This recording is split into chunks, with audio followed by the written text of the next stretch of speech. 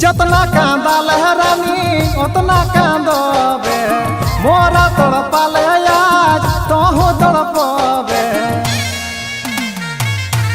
जतना कांदल है रानी उतना कांदबे मोरा तड़पाल आज तोहू तड़पबे।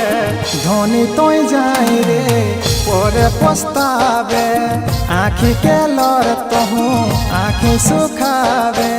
धोनी तो जाई रे पोरे पछतावे आँखी के लर तोहू आँखी सुखावे।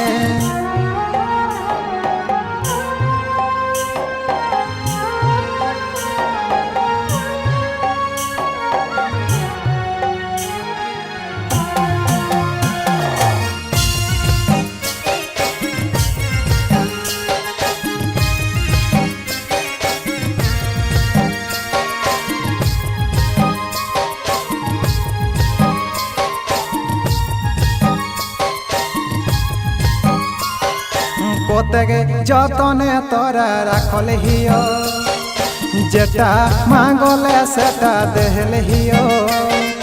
রাখলে না মোর মনে আশাকে ও সাথীরে তুই রাখলে না মোর মনে আশাকে। কটু কথা না কাভি कहल हियो खुदार पासे तोरा रे मांगल हियो। बुझले ना मोर भालोबासाके ओ साथी रे तुई बुझले ना मोर भालोबासाके। जतना तरसाले रानी उतना तरसबे मोरा पे आशा राखी प्यासे रहबे। धोनी तो जाई रे पोरे पछतावे आँखी के लर तोहू आँखी सुखावे।